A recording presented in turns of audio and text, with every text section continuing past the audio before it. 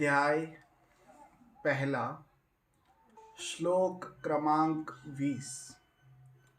Chapter 1 श्लोक number 20। तो पहले जो 19 श्लोक हैं उसमें संजय धृतराष्ट्र के प्रश्नों का उत्तर दे रहे हैं कि मेरे और पांडवों के पुत्रों ने क्या किया। तो पहले 19 श्लोकों में संजय धृतराष्ट्र के इन दो प्रश्नों का उत्तर देते हैं। आगे संजय बोलते हैं, अतः व्यवस्थितान् दृष्ट्वा धातराष्ट्रान् कपिध्वज प्रवृत्ते शस्त्र संपाते धनुरुद्यम्य पांडवा। तो संजय क्या बोलते हैं कि अथ शब्द का अर्थ होता है शुरुआत। तो इस श्लोक से श्रीमद् भगवद गीता में श्री कृष्ण और अर्जुन का जो संवाद है वो इस श्लोक से शुरू हुआ है। तो पहले अध्याय का 20वां श्लोक ये क्या है? शुरुआत है किनके संवाद का? तो श्री कृष्ण और अर्जुन के संवाद की ये क्या है? शुरुआत है। अतः व्यवस्थितान् दृष्ट्वा धृतराष्ट्रान् कपिध्वज प्रवृत्ते शस्त्र संपाते धनुरुद्यम्य पांडवा। इस श्लोक का अर्थ ऐसा होता है कि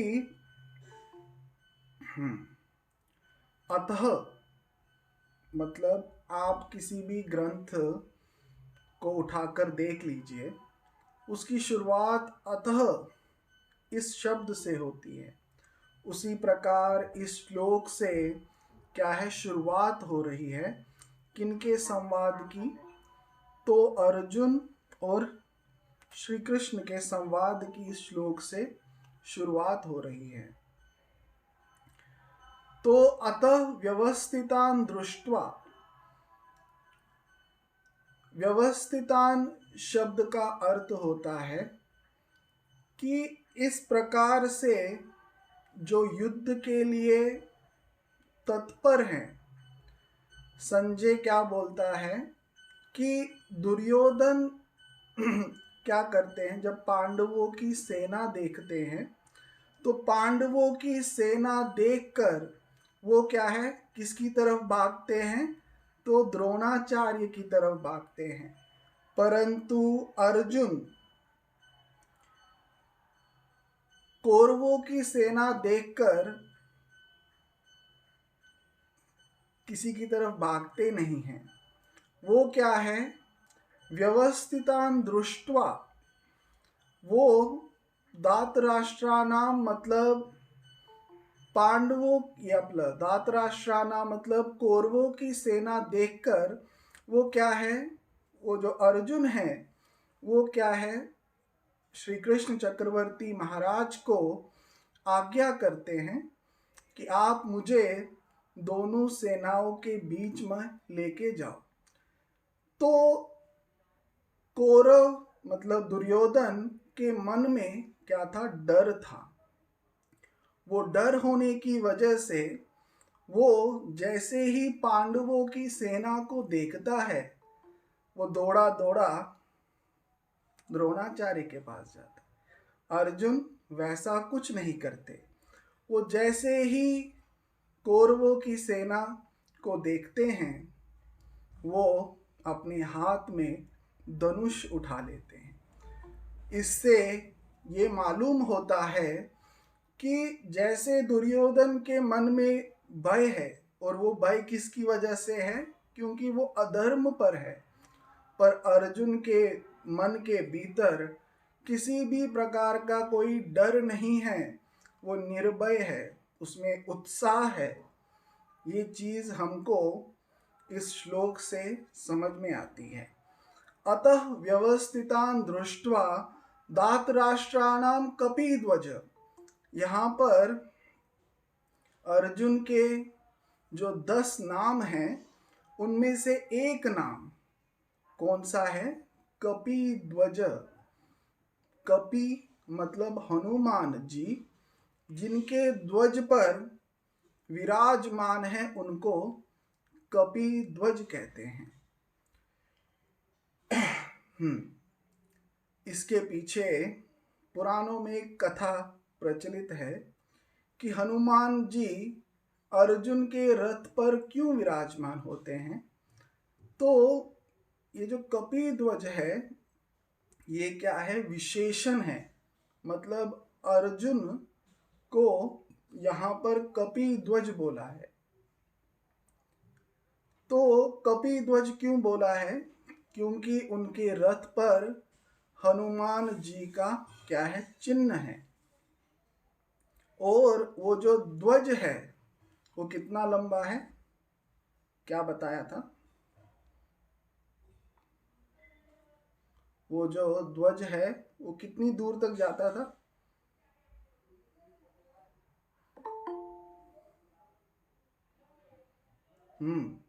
किसी को याद है? जब अर्जुन देव के 10 नाम बताए थे उसमें से एक नाम कपिध्वज बताया था। उस समय आपको बताया था कि अर्जुन का जो रथ है उसके पर ये जो ध्वज है ये कितना लंबा था? 1 योजन एवढा। 1 योजन। अब ये जो बातें बता रहा हूँ ये जो भागवतम में आई है बोलो या महाभारत में आई है वो बातें बता रहा हूँ। तो वो जो ध्वज था वो 1 योजन इतना लंबा था और उस पर हनुमान जी विराजमान थे, इसलिए अर्जुन को यहाँ पर कपिध्वज बोला है। कपि मतलब हनुमान जी और उनके ध्वज पर जो विराजमान है ऐसे कपिध्वज। तो अब हनुमान जी अर्जुन के रथ पर विराजमान कैसे हुए, इसके पीछे कथा है। पांडव क्या है? वनवास में थे। 12 साल का पांडवों को वनवास प्राप्त हुआ था और 1 साल का अज्ञातवास। 12 की 13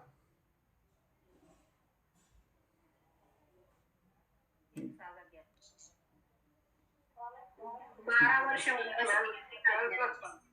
तो 12 साल का वनवास, 1 साल का क्या था? अज्ञातवास। हाँ, वो अज्ञातवास इधर विराट नगर में पांडवों ने बिताया। विराट नगर सातारा से बिल्कुल पास में ही है। वाई करके एक जगह है, उसको वो पुराने ज़माने का विराट नगर है। तो मैं बता रहा था कि अर्जुन के रथ पर हनुमान कैसे विराजमान हुए, इसके पीछे कथा है। एक बार पांडव वन से जा रहे थे तो द्रौपदी को वायुदेव क्या है? एक कमल लाकर दे देते हैं। वो कमल देखकर द्रौपदी अति प्रसन्न होती है। भीम को बोलती है कि मुझे और ऐसे कमल लाकर दो। भीम वो जाते हैं वो कमल ढूंढने के लिए। तो दूर जाकर थोड़ा सा क्या है, हनुमान जी और भीम की मुलाकात होती है। वो संवाद होता है क्योंकि दोनों क्या है? वायु पुत्र हैं, हाँ, वरुण देव के पुत्र हैं। तो इस प्रकार से दोनों के बीच में जो संवाद होता है, अंत में हनुमान क्या है उनको वरदान देते हैं कि मैं आप पर प्रसन्न हूँ, आप कुछ मांगिए। तो भीम जी क्या बोलते हैं कि आपका आशीर्वाद हमेशा हम पर रहना चाहिए। तो हनुमान बोलते हैं कि युद्ध के इस समय मैं अर्जुन के ध्वज पर विराजमान होऊंगा और मैं इस प्रकार की भयानक आवाज़ निकालूंगा कि संपूर्ण वो जो आपके शत्रु हैं वो आवाज़ सुनकर ही डर जाएंगे और क्या है, आप उनको आसानी से मार सकते हैं। तो इस प्रकार से प्रस्तुत श्लोक में श्रीमद् भगवद गीता प्रारंभ हो रही है और खत्म कहाँ पर होती है? ये संवाद 18वें अध्याय का जो 66 नंबर का श्लोक है, वहां पर इति इस पद से क्या है, ब्रह्म विद्या का वो जो संवाद है खत्म होता है। तो अतः व्यवस्थितान् दृष्ट्वा धातराष्ट्राणां कपिध्वज प्रवृत्ते शस्त्र संपाते धनुरुद्यम्य पांडवा। तो वो क्या है, इस श्लोक का अर्थ ऐसा है कि धनुरुद्यम्य पांडवा, इस प्रकार से क्या है, प्रवृत्ते शस्त्र संपाते, भीष्म पितामह जो शंख बजाते हैं, वो शंख किस लिए बजाते हैं? तो दुर्योधन को प्रसन्न करने के लिए। पर दोनों ही सेनाएं उस शंख नाद को क्या समझती है कि अब क्या है, युद्ध का प्रारंभ हो गया है। तो क्या करते हैं, शस्त्र संपाते, सब लोग क्या करते हैं, अपने अपने अस्त्र शस्त्र उठाकर तैयार हो जाते हैं। व्यवस्थितान धातराष्ट्राणाम दृष्ट्वा, मतलब इस प्रकार से संजय इस पद से क्या बता रहे हैं कि आपके पुत्र क्या है, जैसे दुर्योधन पांडवों की सेना देखकर क्या है, द्रोणाचार्य के पास भाग भाग के गया, पांडव ऐसा नहीं कर रहे। वो क्या कर रहे हैं, वो अपने अस्त्र शस्त्र उठा रहे हैं। धनुरुद्यम्य, अर्जुन ने क्या है, अपना धनुष उठा लिया है। उनके मन में कोई डर नहीं, क्योंकि वो धर्म के रास्ते पर हैं, इसलिए उनके मन में कोई डर नहीं है, इसलिए वो अपना क्या है, धनुष उठा लेते हैं। और किसी के कुछ प्रश्न है इसके बारे में, श्लोक के बारे में, तो पूछ सकते हैं। हाँ जी बाबा जी, इस श्लोक के साथ भी और ब्रह्म विद्या के साथ भी एक संशय, मतलब संशय का एक क्वेश्चन है कि ये जो वायु के पुत्र हैं देव और हनुमान जी, तो ये वायु का एक तो हमारे ब्रह्म विद्या शास्त्र जो दिशाओं में आता है वो एरिया का या मतलब कहाँ की देवता है ये, मतलब स्वर्ग की देवता है।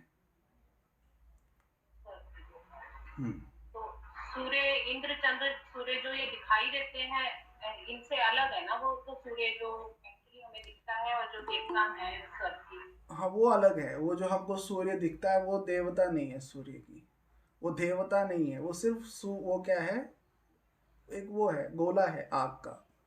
वो जो सूर्य देवता है वो अलग है।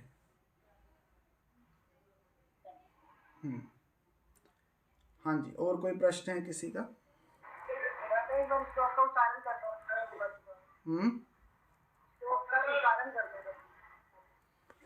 अतः व्यवस्थितान् दृष्ट्वा धातराष्ट्राणां कपिध्वज प्रवृत्ते शस्त्र संपाते धनुरुद्यम्य पांडवा।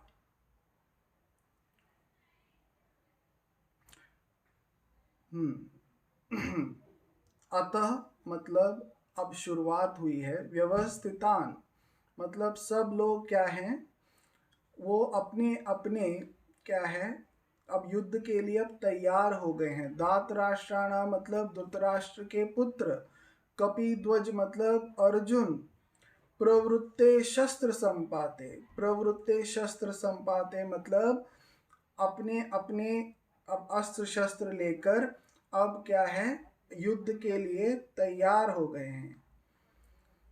धनुरुद्यम्य पांडवा, धनुरुद्यम्य मतलब पांडव मतलब अर्जुन क्या करते हैं, अपना धनुष लेकर तैयार हो जाते हैं। अर्जुन देव, अपना हनुमान जो है वो जीव हैं, देवता नहीं है। हाँ, और किसी का कोई प्रश्न है? प्रणाम दादाजी। दादाजी, हनुमान जी ने अर्जुन जी के ही रथ पे क्यों वो किया? पांडवानाम धनंजय, पांडवों में मुख्य कौन है? धनंजय, मतलब अर्जुन, इसलिए।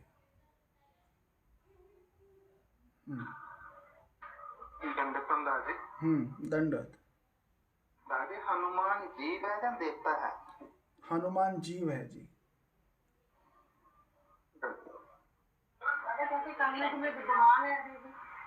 और किसी का कोई प्रश्न है? जी दादाजी, हनुमान जो है ये त्रेता युग के है ना?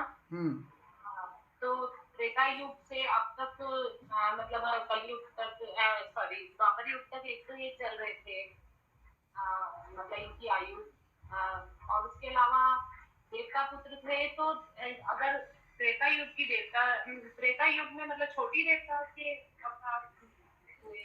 अर्जुन ये क्या है? अपना हनुमान क्या है? ये चिरंजीवी हैं, मतलब सृष्टि के अंत तक रहने वाले हैं। चिरंजीवी हैं ये, मतलब इनको सृष्टि के अंत तक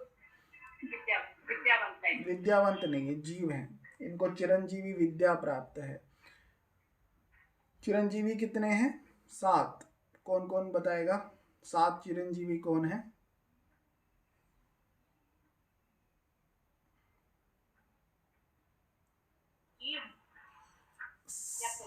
प्रणाम दादाजी।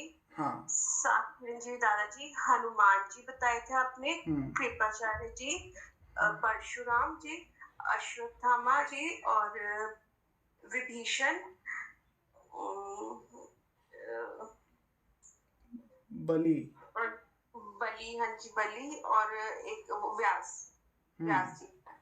अश्वत्थामा बलिर्व्यासो हनुमानश्च विभीषण कृपश्च परशुरामश्च सप्तते चिरंजीविना।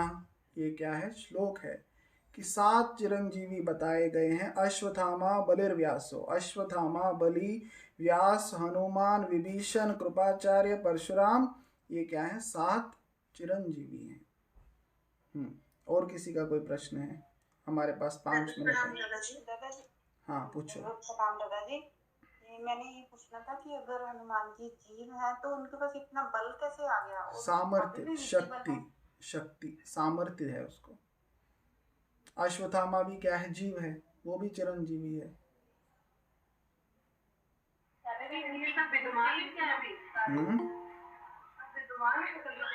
विद्यमान है, सृष्टि के अंत तक रहने वाले हैं। दादाजी ऊंचे युग में ये नीची देवता के मतलब पुत्र हुए थे, इसका कैसे मतलब? उससे कोई फर्क नहीं पड़ता जी।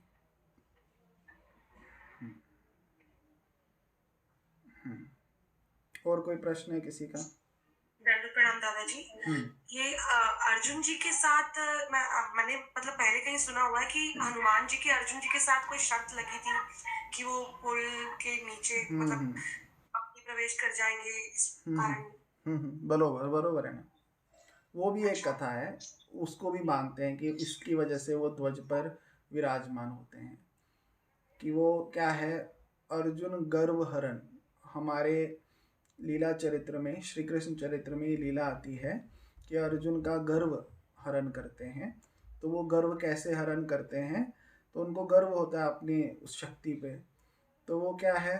वो बाण से एक वो बनाते हैं, पुल बनाते हैं। तो हनुमान जाकर उस पर छलांग मारते हैं, वो तोड़ देते हैं।